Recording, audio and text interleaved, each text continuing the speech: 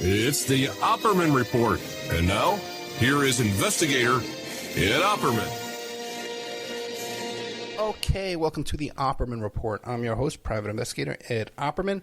You could find me at Opperman Investigations and Digital Forensic Consulting through my website, emailrevealer.com. Just reach me directly at oppermaninvestigations@gmail.com. Very excited about our guest today, Matthew Phelan. I've known Matthew Phelan for quite a time. You can find him on Twitter at CBMDP, and that stands for Comic Book Matthew Dominic Phalen. Phalen is with a P. Well, you know, that really didn't help it, but CBMDP. Okay. And his name on there is Sup with a question mark, Matthew Phelan at Big Sky. Social. Hey, Matthew, I got to follow you on Big Sky, man. I'm on Big Sky, my man. I'm trying to do my slow migration into, the Twitter diaspora. That's a good idea. I'll put mine in there, too, as well, because I think I have like 2 followers on the Big Sky, which is the Jack Dorsey? Yeah, Jack Dorsey's new... I don't think... Is it a Jack Dorsey? I have not the slightest clue. I know that Threads is the Facebook Meta attempt. Right. Mastodon is this cornball open source decentralized thing that it's full of nerds doing Robert's Rules of Order type stuff where it's really? simply Well, we've already stumped Matthew Phelan about his Big Sky involvement there and Jack Dorsey. But before we get into the next topic, I deny any knowledge. Okay, you can take the fifth. No you can comment. take the fifth on the Opperman Report. It's been done before. We're going to be talking today about James O'Keefe and Project Veritas and all the scandal going on over there. But before we get to that, who is Matthew Phelan? Oh, let's see. So I'm a former chemical engineer and now a journalist. My first job out of school was doing lithium-ion battery research and development for a DARPA contractor. It was a South Korean company, and I lost at ping pong every day at lunch until I left. And I've written for The Nation and Scientific American and Reuters Health, and back in the day, Gawker, rest in peace, and a handful of other places over the years. Quite a few of them about the topic of today's show. So basically, an ex-DARPA-funded journalist who went at Slate, New Republic, Gawker, and other topics. Okay. So Matthew Phelan. Nothing suspicious about that. Fan base of this program. Do not read into that too heavily.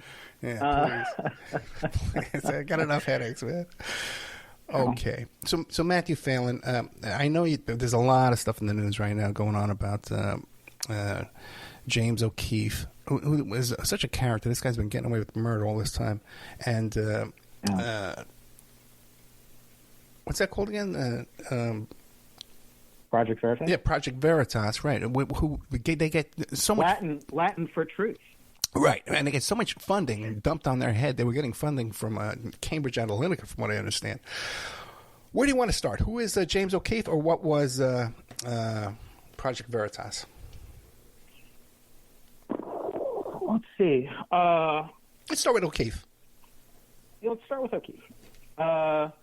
O'Keefe is in a way a byproduct of the campus Republican machine.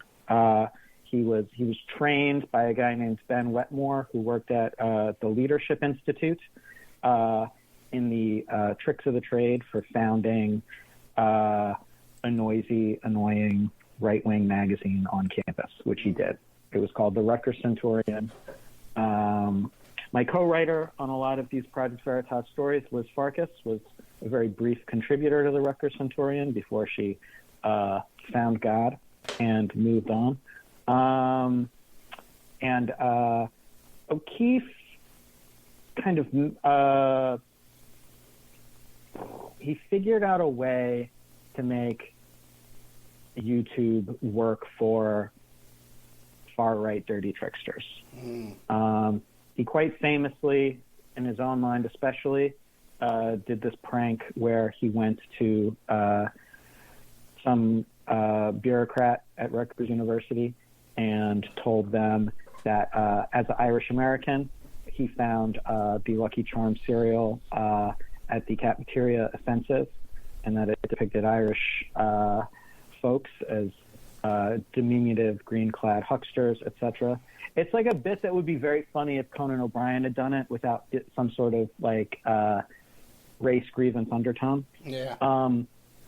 And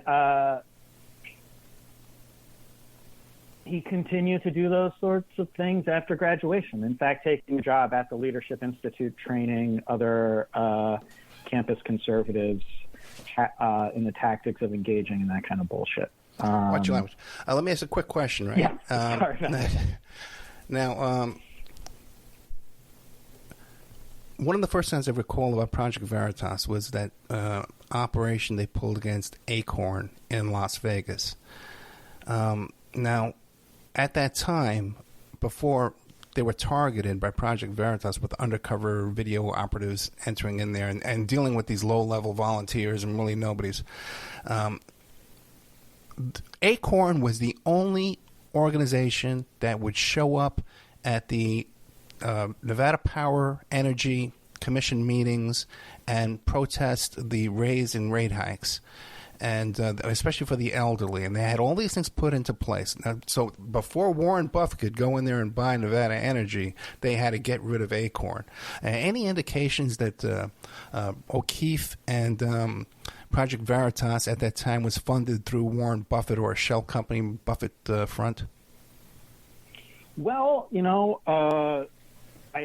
the first major scoop that Liz and I had on O'Keefe was related to how the ACORN videos were funded. And essentially what happened there is O'Keefe and Hannah Giles did the East Coast videos on spec.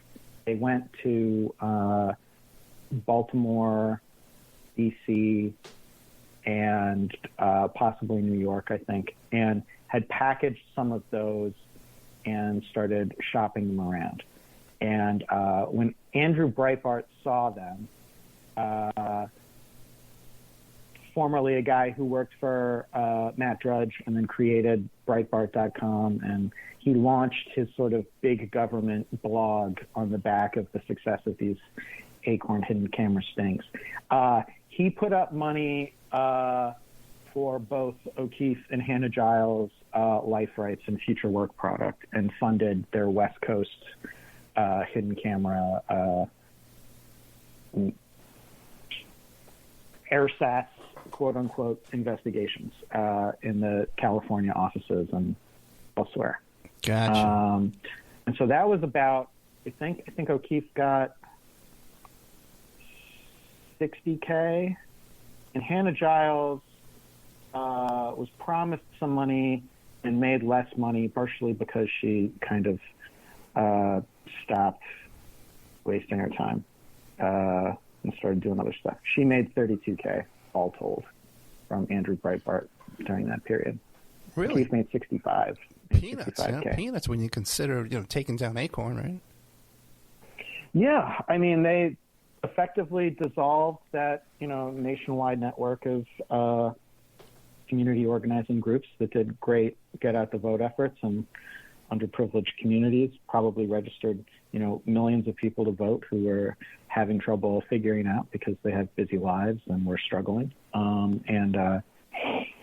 That specific kind of investigation has been like a perennial moneymaker and focus for Project Veritas, finding ways to disenfranchise people from the working class and lower who have a slightly, persnickety or inconvenient tendency to vote for Democratic Party politicians.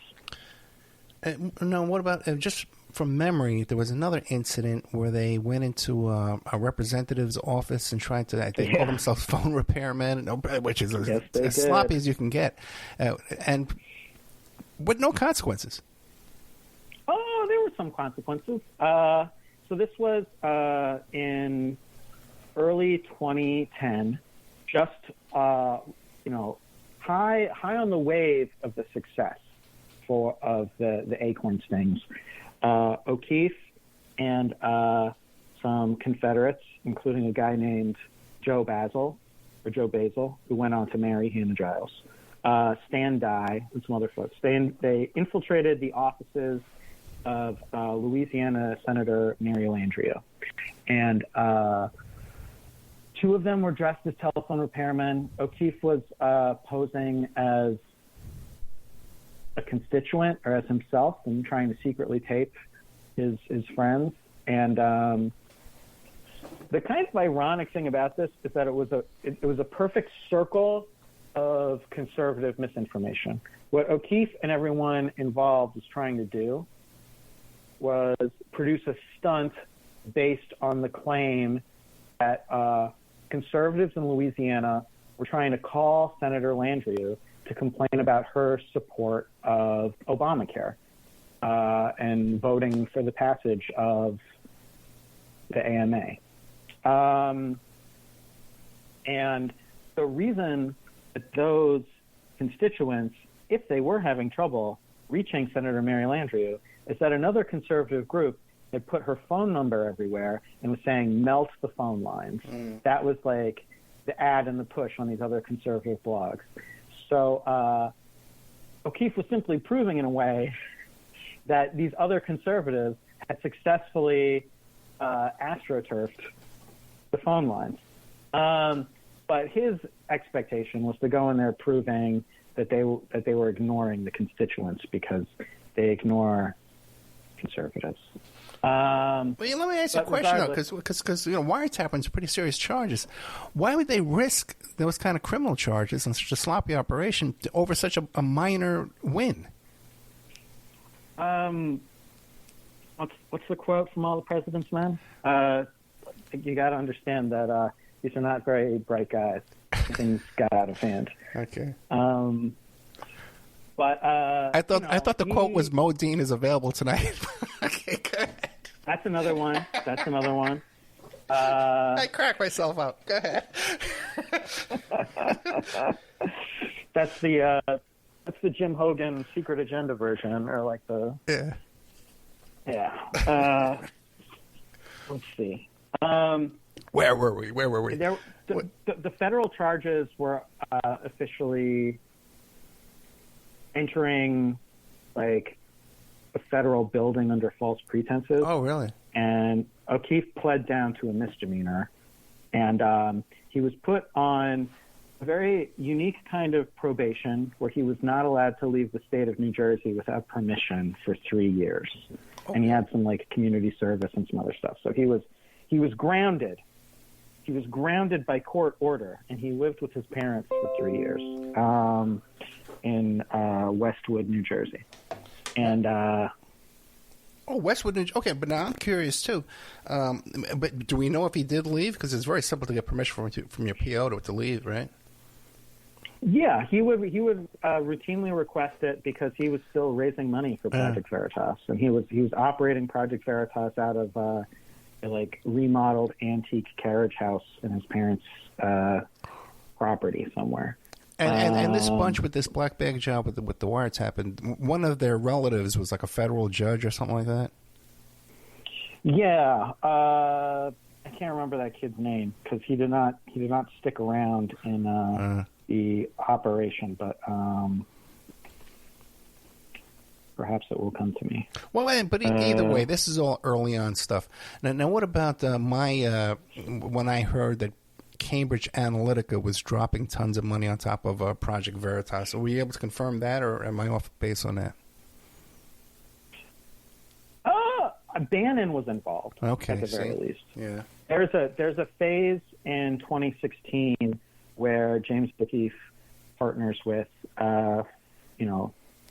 former Blackwater CEO Eric Prince to start training their undercover operatives in a wider array intelligence tradecraft for infiltrating, such nefarious groups as teachers' unions and Elizabeth Warren and Bernie Sanders campaigns for the Democratic presidential ticket and that sort of thing.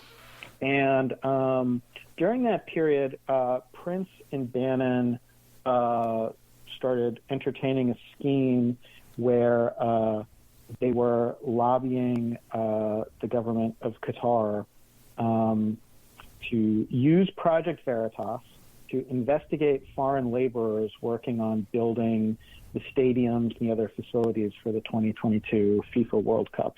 And so the idea was that Project Veritas was going to infiltrate these communities of foreign laborers and, find the agitators who were attempting to maybe unionize or get some rights or, so stir up some trouble. James O'Keefe and Project Veritas were going to be used as overseas foreign intelligence agents for a foreign government. When you say it that way, it doesn't sound so good, right? Right. It sounds quite bad. Yeah.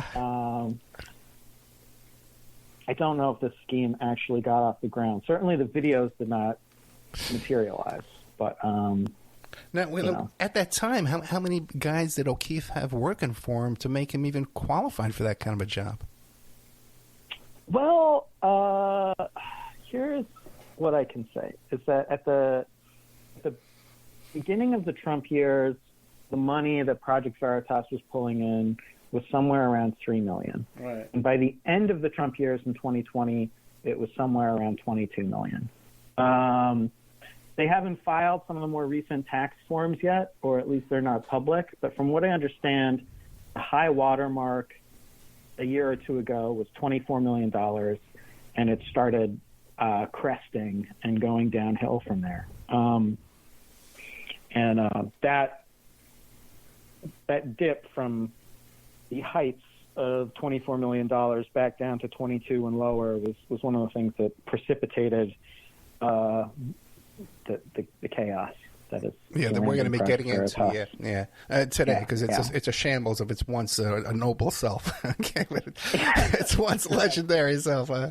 Now, but the thing is, now, when he did have this peak of like 22 million cash, were they now hiring like professional type operatives, undercover specialists, when people are kind of training, or were they still hiring these kids out of college, these Republican volunteers and interns? Short answer is a mixture of both. At some point during the Eric Prince years, they brought on a former MI6 agent named Richard Seddon, who lives out, I believe, in like Wyoming or something these days, and is kind of a washout with a bit of a checkered history in Central Asia, from what I understand. I actually bugged the reporter friend who knew him because I was hoping to actually have more to tell you guys. But that guy and a pile of sort of Eric Prince's mercenary pals did give the same old kind of like young, weird college Republican freaks and geeks training and like evading tails and like sticking to your legend when you're being interrogated, and a variety of other, OPSEC tutorials. One of the documents that we obtained for some stories we did during 2020, during the 2020 election cycle, was some like undercover training they would do in Mamaroneck, New York, this like small commuter town north of Manhattan. The fake operation was called Operation Scratchy, and they'd have people go in with hidden cameras and ask a bunch of questions of like the local dry cleaners and stuff in town to get a sense if their people could, hold it together while being deceptive in a public forum. Right. Now, do we know why they chose Mamaroneck, Long Island, or Mamaroneck, New York? Mamaroneck, New York. Okay. Did they have local police allies there, or local politicians allies there? I am told that they did. Yes. I'm told that their landlord was friends with the local police. And I would say I have like 99.9% confidence in that from as I've chased that down, but I couldn't tell you who the exact member of the police was, which, made going up there to report on this stuff surreptitiously a little nerve-wracking, but, it was fine. Yeah, and they're probably going to lose the office anyway. From what I understand, they've laid off everybody. Not to spoiler alert, I guess. Practically over 24 people have been laid off. There's like a skeleton crew of 3 IT guys and like 1 video production guy and maybe a couple other staffers at the moment. Yeah, and it appears O'Keefe himself is still trying to do these operations from a van. He's got a van. He's got what's going on with that? Before he even officially tendered his resignation to Project Veritas, he founded a for-profit LLC called Transparency One LLC. And he started telling all of the big money donors of Project Veritas that the organization had been co-opted and bought off by Pfizer executives because of their amazing Pfizer sting related to the vaccine production. And, that's a whole mess. But he brought a lot of those donors along. So he's running a for-profit spin-off, equivalent, knockoff of Project Veritas that he calls O'Keefe Media Group, or OMG for short. And, what a interesting guy. No, but so you're saying that Project Veritas, there was some kind of 501(c)(3)? Yeah, it was a tax deductible charity. Yeah, Project Veritas applied for tax deductible status in 2010, and it got it in 2011. And yet somehow they're flirting with this overseas Qatar deal to do espionage over there. I know. What the hell's going on here? Folks with subpoena power, if you're listening and have subpoena power, you should look into this.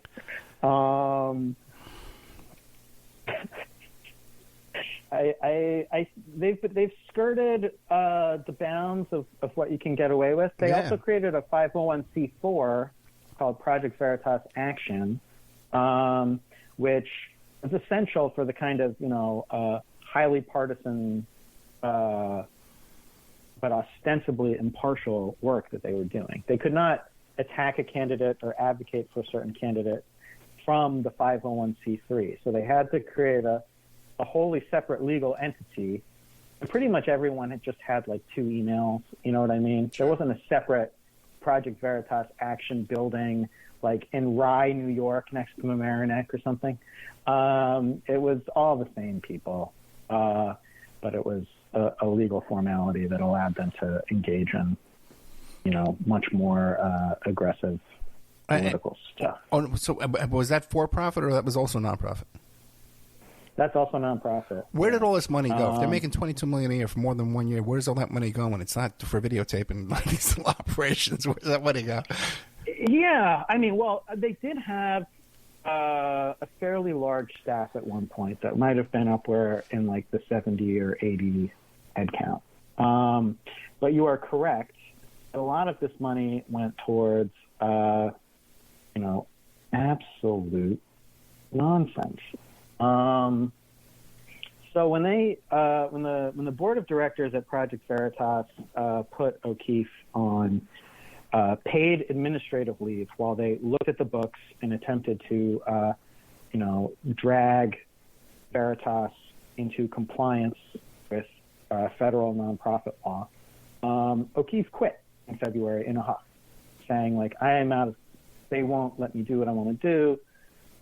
They're preventing us from our glorious mission of bringing truth and exposing waste, fraud, and corruption by the Biden crime family or whatever. And then the board released a preliminary list of the self-indulgent expenses that O'Keefe was responsible for. And it included a $14,000 charter flight to meet someone to fix his sailboat under the guise of meeting with a donor. He spent over $150,000 on high-end limo services and black cars. And just to provide a sense of what that means. Model services, you said? No. Limo. Okay, limo okay, gotcha. Okay, auto services. He would get like a Uber XL, so like a giant SUV or something, and rather than like just have it drop him off at a restaurant, he would treat the guy like it was his personal Jeeves or something, and be like, "You wait here. You find a place to park and you hang out." And so he'd rack up like a $500 Uber bill just to go eat someplace, or just like meet, a potential operative or donor or something for coffee. From what I understand, pretty much like every meal he had was on the Project Veritas card, and he would fight with the chief financial officer and claim that every single one of those was like a business meeting. And he spent $60,000, according to the board, on dance events, which included a semi-autobiographical pop music celebration of his life in Las Vegas, performed in Las Vegas, called the Project Veritas Experience. It did not translate into a residency. It was a fairly short-lived episode. Wait, he was putting on dance events in Las Vegas for the Project Veritas employees, I suppose, or possible donors? I think he did this event also at a new college Republican thing for, Turning Point USA also. Really? Charlie Kirk's group, I think. And were these actual dance events, but dance presentations, or was something more nefarious going on with dancers in Vegas? No, well, there's always something.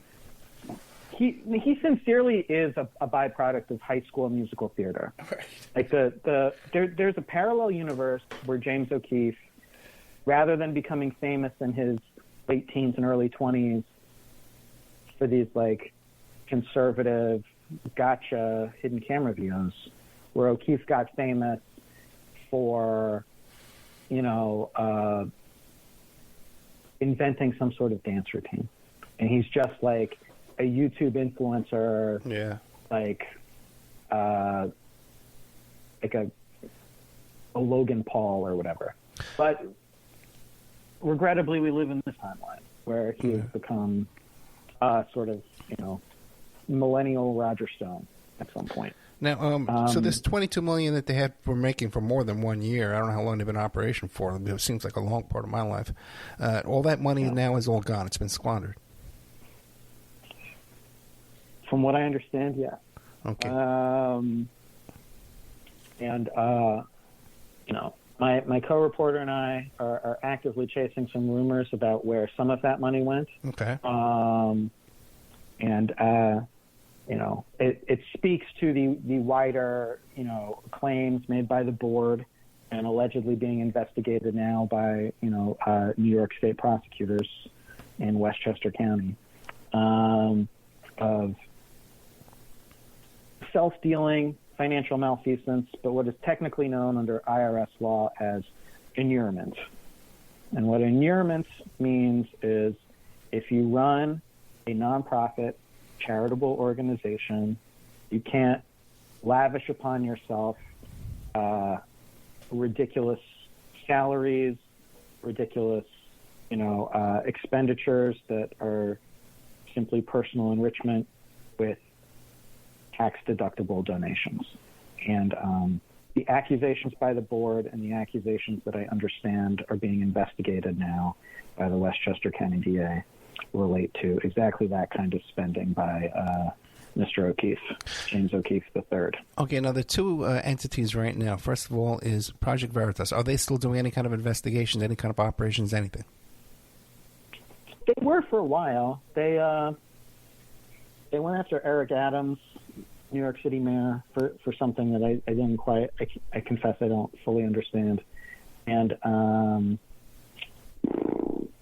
they released some trove of documents related to China that I skimmed an article in Gateway Pundit about it that happened to be written by Ben Wetmore, who's been brought back into the Project Veritas orbit to help Hannah Giles try and run the place. And That's been... Who's that? Ben Wetmore is the guy who trained O'Keefe in how to create a conservative campus publication back in 2003-ish, 2004-ish at Rutgers. Okay, and what about now O'Keefe now, his little van and what he's doing? Is he putting out any material? Yeah. The first thing that he did with O'Keefe Media Group was ostensibly find a bunch of people who had donated to Act Blue who claim they don't remember being donated, who claim that they don't remember donating to Act Blue. And so I think the premise of that piece, what O'Keefe wants you to believe, but since we don't have unedited versions of this material, we can't really assess it for ourselves, is that, some wealthy and sinister Democrats, a la George Soros or whatever, are pretending, are funneling money through fake automated mom and pop donations into an organization like Act Blue. So he did some videos where he would knock on the doors of people and say, like, it says here that you donated to Act Blue. Do you remember donating to Act Blue? And some elderly person whose face is pixelated says they can't remember. Explosive stuff.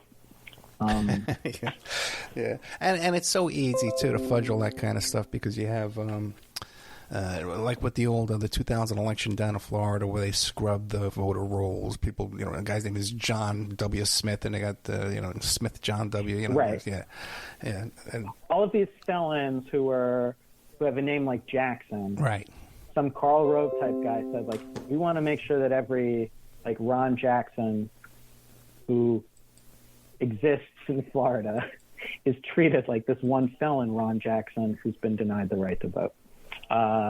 And I believe, this is like Greg Palast's great reporting on this. Yeah.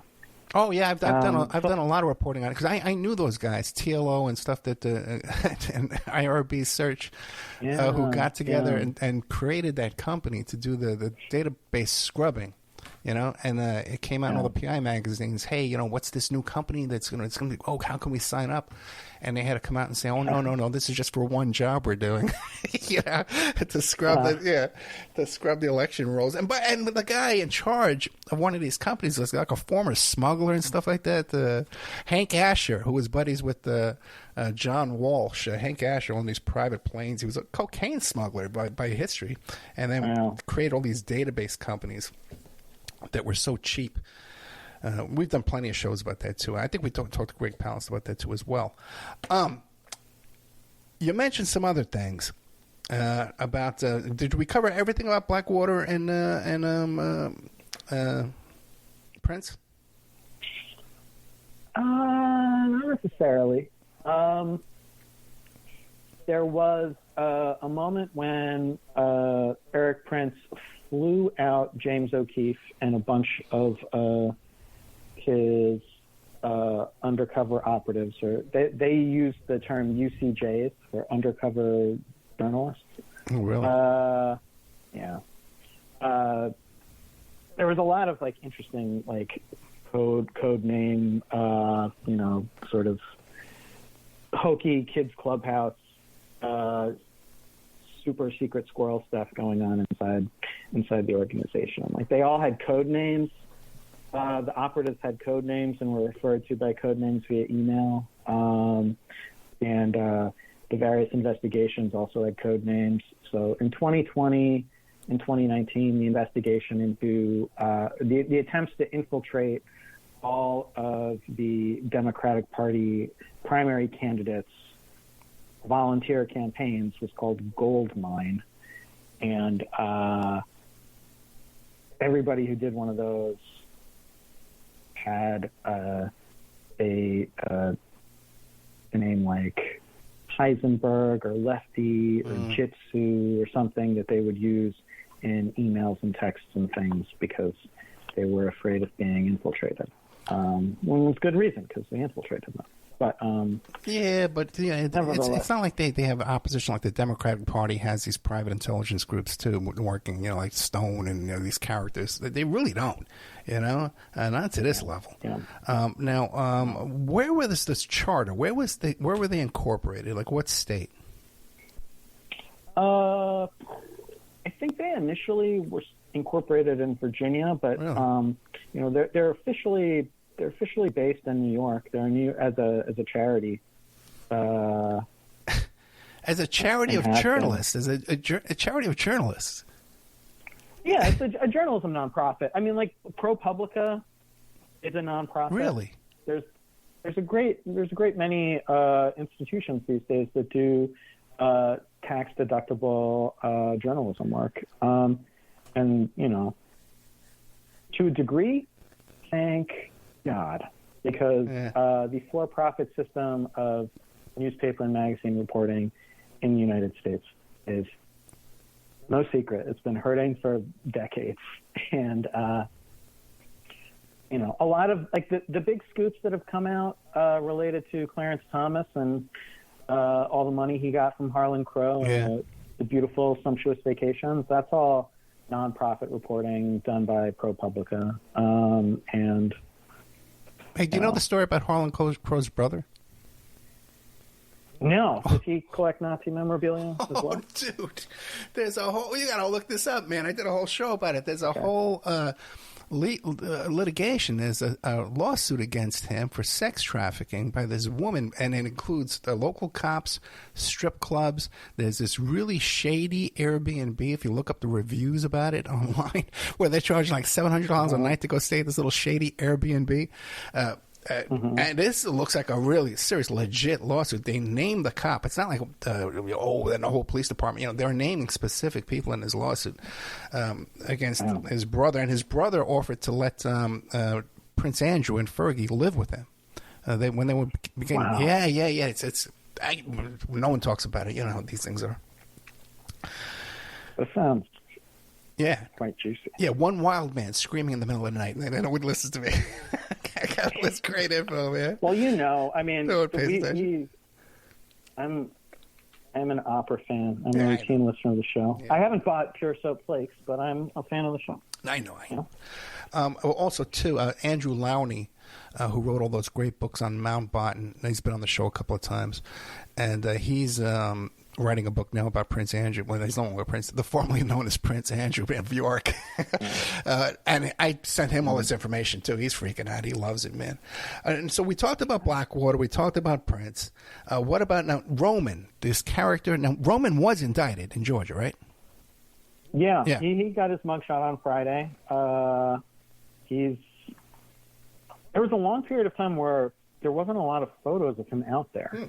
I spoke to him on the phone in 2010, February of 2010, because I had gotten some internal emails related to O'Keefe back then. O'Keefe was planning to mess around in the Coakley race. So similarly more like election paranoia. During the Brown-Coakley Senate race in Massachusetts, James O'Keefe was going to try to expose sinister busing by the Democrats. That the Democrats were picking up, illegal immigrants or something and driving them to the polls with, risking, many years of jail time to well, I got to tell you something, man. I could stuff votes by hand. They should have contacted me in 2015. I could have testified. When you went outside the caucus in Nevada and you drove around that parking lot, there were tons of California plates. And when you went into that caucus, these are supposed to be people in your neighborhood. I know everybody in my neighborhood. I was a well-known guy. I didn't recognize one person in that classroom. One guy in there knew me or I knew them, you know? So, and then it was all kind of shady stuff went on in Nevada with the Bernie caucus and Hillary. So if only James O'Keefe would have... I can believe that. Yeah, you know. if only James O'Keefe would have contacted me. So how is James Roman... O'Keefe cares. Well, yeah. about Bernie Sanders. Yeah. So how is Roman now connected to all this? What's he up to? So just a small bit of backstory is that Mike Roman was a private investigator based in Philadelphia. And if you remember during Obama's first election, this sort of like scare tactic, conservative moment about the new Black Panthers hanging out of some polls. Yeah. Mike Roman is responsible for that. He's the guy who videotaped that, and he found some, old white ladies who felt intimidated by these folks existing near the polls. And O'Keefe, back in the day, had gotten in touch with Mike Roman for help doing this Brown-Coakley race undercover operation that ultimately didn't go anywhere. Probably to some degree because of him copping to misdemeanor charges for sneaking into Senator Mary Landrieu's office in New Orleans. But Mike Roman, after this sort of, collaborative era with O'Keefe, started working as like a political intelligence mastermind for the Koch brothers.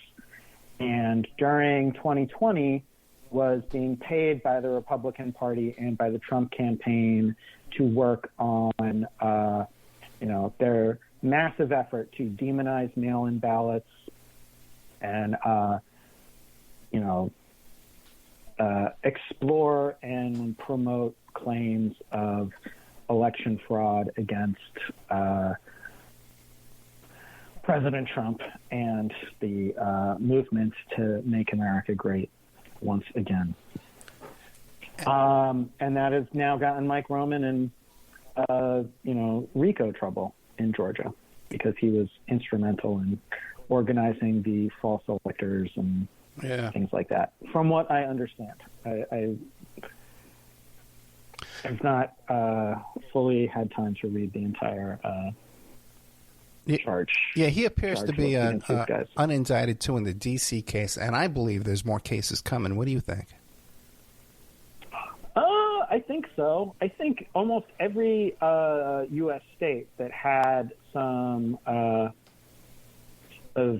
these false electors, rustled up, could probably put together like some sort of similar case. And Arizona gave the green light, and Nevada said no, and Michigan has their own case up there. They didn't mention people like Trump, but they've got their own. The electors themselves are in the hot seat, and so it seems like there's more going on. I think even Alex Jones and people like that could ultimately face some problems.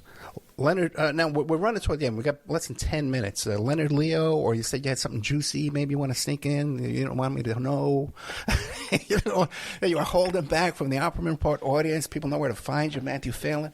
What do you say, man? What else you got for us in the last 9 minutes? Leonard Leo? Leonard Leo, who was, I believe, a co-founder. He was a co-chairman and formerly the executive vice president of the Federalist Society, one of the major sort of legal groups in the Republican Party that has groomed judges and recommended judicial appointments. Is as of this week supposedly being investigated by the Washington D.C. Attorney General Brian Schwab. And Leonard Leo was part of the same network of folks in 2020 alongside O'Keefe, working on this, massive voter suppression operation.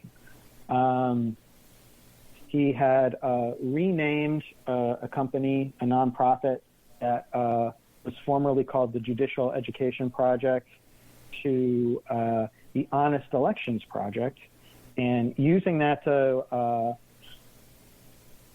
funnel money and help support lawsuits that were ostensibly election integrity cases pursued by this litigator, William Consovoy.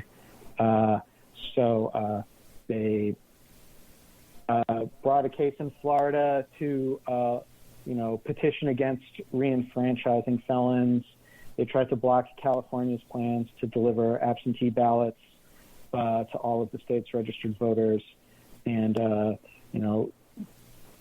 filed other motions in Pennsylvania and Wisconsin and Nevada, and basically battleground states that were up in the air in an effort to keep people from getting their chance to go to the polls. And which is so odd, because down in Florida, it appears like a lot of the felons are Republican. I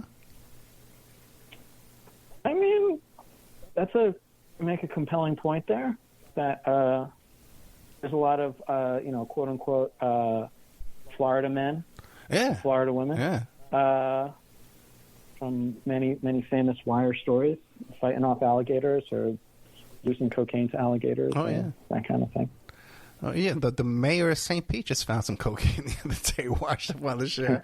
It's a crazy town, man. And I interviewed the woman who made the documentary about the Florida woman who has that alligator pet in her home there in Lakewood, Florida, in this big tank in her one of her bedrooms. And I says, what was the smell like over there? But I can get us a tour of that, man, if you ever come down this way, Matthew Phelan. What else are you working on besides James O'Keefe? We covered pretty much everything on James O'Keefe. Anything I didn't ask you want to tell us about? I can move on from James O'Keefe. It's overwhelming. There's plenty of other stuff, probably. We got 4 minutes. Yeah. I can't think of a single thing on James O'Keefe. Let me ask you this, Matthew Phelan. What else are you working on? I know you got a million projects in the works. What else? That is true. Yeah. Aside from any collaborative efforts that we may or may not be involved in, I've been 2 years into producing a narrative documentary-style podcast about UFOs and the recent public, government interest in UFOs. That's been swelling since 2017 when the New York Times did their stories. I had sort of a scoop on this back in 2019 for New York Magazine. I got the Navy fighter pilot weapons systems officer, Chad Underwood, to speak on the record for the first time. And he's the guy who got the infamous Nimitz Tic Tac UFO on his infrared targeting pod on the wing of his Super Hornet. And so, I've actively been reporting that and traveling around and filing Freedom of Information Act requests and editing audio. And hopefully that's coming out next year. And the other relatively big news that's in its germinal phases is that the conspiracy theory explainer subsite that I made for Gawker has been given back to me by the guy who bought Gawker, Brian Goldberg, owner of Bustle Digital Media Group. So at some point in the near future, Black Bag will be returning to do kind of news coverage this audience likes, I can guarantee. It's very much on the same wavelength. And that'll be blackbag.com? Hopefully. The guy who owns blackbag.com wants $64,000. Really? So I may have to find something else. But theblackbag.com. How's that? Yeah. Okay. Yeah. Problem solved. I just saved you $64,000. Blackbag.com. Yeah, right. Yeah. Okay, so we can find you at Twitter at CBMDP, which is comic book Matthew D. Phalen. Okay, because Phalen is spelled with a P. So if people want to get there and chip in for blackbag.com, if they got tips for you about James O'Keefe or anything else you might be working on, this is a good guy to go to with the top secret info. Anything you want to leave us with?